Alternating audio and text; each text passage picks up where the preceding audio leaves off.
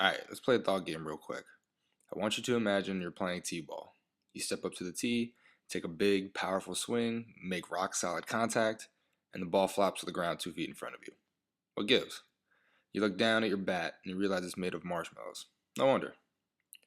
This is exactly what happens with most athletes. They spend all their time in the weight room working on their swing, aka their arms, their chest, their legs, but never work on their core or their midline strength, aka the bat. And then they wonder why they aren't going faster, why they aren't jumping higher, why they aren't lifting more weight. Today I've got 3 midline exercises for you. The first is called an EVO wheel. The second is a side bend, and the third is a midline progression called a dead bug. Each of these exercises provides huge return on investment.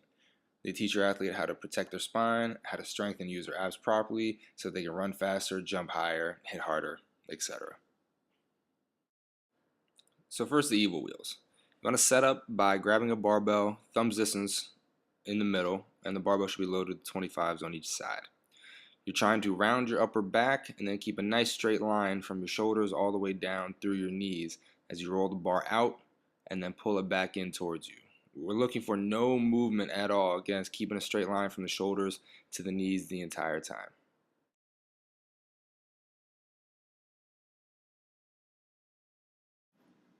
Alright, the second move is side bend. So for the setup with the side bend, start holding a weight at your side, and you want to brace your abs like somebody's about to punch you in the stomach.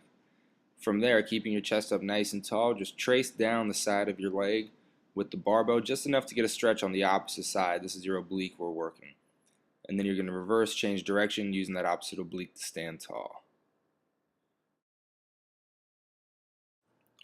Alright, now finally we get into the dead bugs. Now the dead bugs are fantastic for working in a group setting, and I love the dead bugs with my athletes because we can work on their midline stability and we can also work on their flexibility in their hamstrings and their shoulders.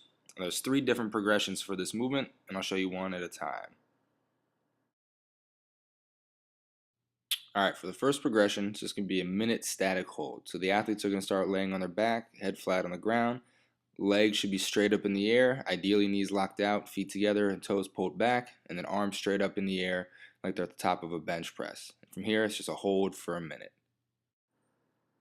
Right, the second progression is a 1 minute static hold, including shoulder mobility. So from here, the setup is the exact same as the first progression. Now they're just going to take their arms and bring one arm back as far as they can without bending the elbow, the second arm back, and then both arms back, and rotating through that cycle for the entire minute. Again, still trying to keep the legs straight and locked out and pulled back.